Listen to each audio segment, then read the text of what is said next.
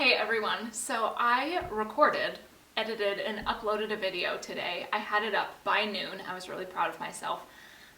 But I just can't hit publish yet. It's a heavy one and I am not sure I'm ready to post it yet. So I have been wanting to revisit some of my more popular videos to really observe and see if I still have these mindsets, and if I don't, why? And if I do, just kind of expand on them a little bit.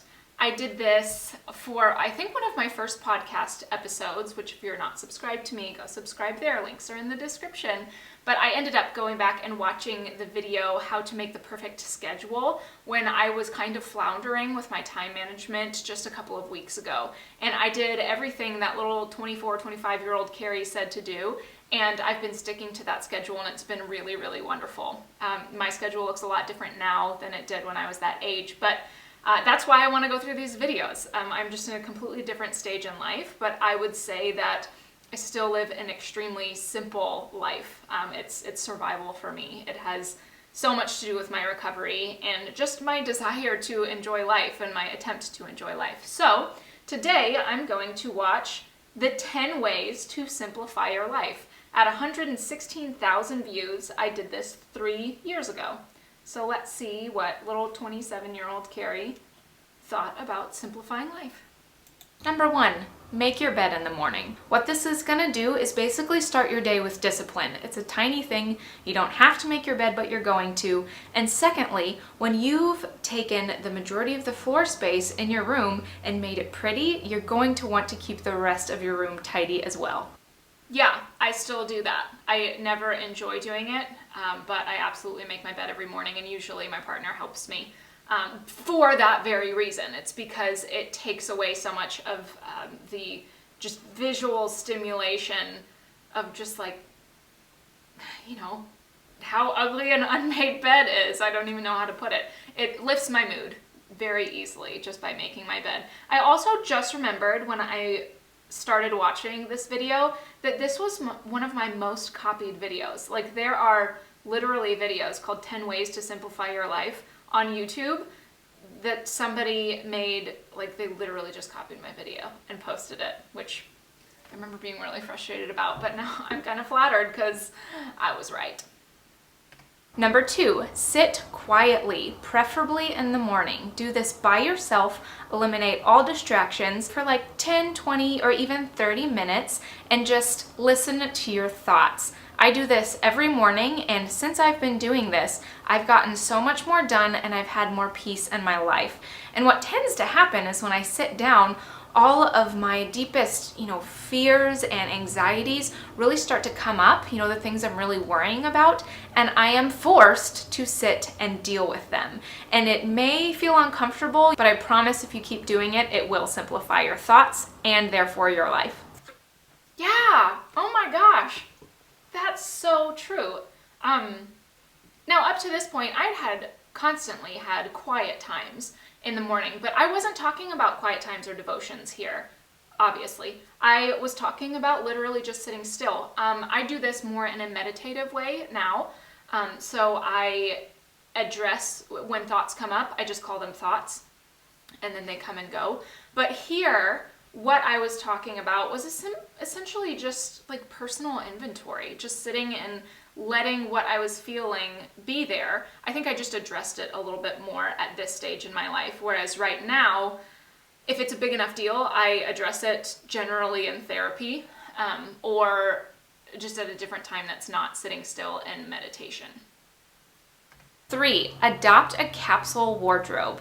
A capsule wardrobe is basically just a small set of clothing that you love, that flatters your body, and most importantly, that enables you to get ready in the morning with very little time, effort, or energy. I devoted an entire series of videos to building a capsule wardrobe. I will leave those links in the description box below, or you can click here for more.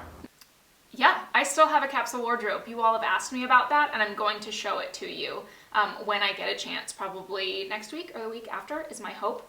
I absolutely have a capsule wardrobe. I was only wearing black when I made this video before, and I have very few black pieces now. but I wear a whole lot of white now too. Like I think I have like 15 of these shirts because they're my absolute favorite. But yeah, I absolutely do the capsule wardrobe thing. I highly recommend it, though it definitely looks different now than it did when I made this video. Number 4, lay your clothes out every night for the next morning. If you have a capsule wardrobe, that's going to make it so much easier. And if you have kids, get them in the habit of doing this as well. Now, I do not lay out my clothes the night before, but it's funny that I said that because I've been thinking about how I need to return to that habit. Because I have the capsule wardrobe and pretty much everything goes with everything in my wardrobe, it is very easy if my laundry is done and put away just to grab an outfit first thing in the morning. But we absolutely do it with our kids, especially our oldest who is in school. And more recently, we've been laying out her outfits on Sundays, and it's separated into outfits for the week in 2 separate drawers. And it's literally marked for the day. So she and I will go together and choose outfits, and she'll set them in their spots, and then in the morning she can just pick it up and get ready, and it saves a lot of time and stress in the mornings when we're all sleepy and just want to go back to bed. Number 5, cut your to-do list in half. You can't do it all, and if you by chance are doing it all, but you are exhausted, frazzled, irritated, anxious at the end of the day, I guarantee you what you're getting done is not being done as well. Something has got to give, so it's either you or your to-do list. Yeah, I should probably do that. I have long to-do lists these days. However, I have mentioned this in the podcast, I probably am doing too much, but what we are gearing up to do is start hiring several employees, specifically for our business, which is why we are so busy. We can't do it all, and our business hurts because we're trying to do it all. So we are going to be employing a couple of people pretty soon, and I'm really excited about it because I'm going to be able to cut my to-do list in half pretty often, and that's going to feel wonderful. 6, disable the internet on your phone. Have a friend set up the parental controls and make sure they don't give you the password, and disable all of the browsers. Then go and delete the apps that are just a waste of time, and set your phone so that you can't purchase more apps on a whim. Now, I know that this is kind of radical, but you will find that you're not wasting nearly as much time as you were before. Obviously, keep the apps that you need and use. So that one, I remember really, really, really loving doing that. Like, I felt amazing and felt like I had all sorts of time that I hadn't had before because I was wasting it mindlessly on my phone back when I recorded this video.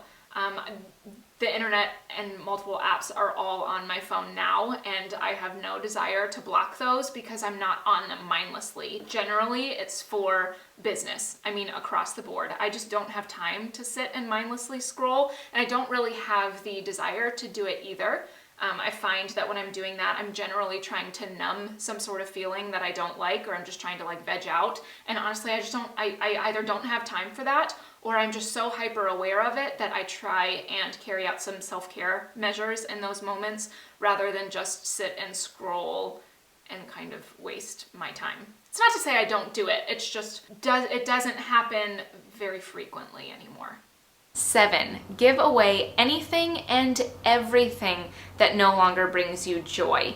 Be ruthless and go through every single item in your home. If it has some sort of monetary value, go ahead and try to sell it, but only if you have the time to do that. Otherwise, just be thankful that it served its purpose and let it go. And if you're holding on to just in case items, give them the boot.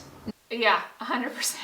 I absolutely do that. We have more stuff now than we did before because we're flipping houses and because we stage furniture for our furniture business. But we don't just have random stuff around that we struggle to get rid of most of the time. And if we do, it's because we were in a big transition, like moving from an apartment to a house and getting situated in it.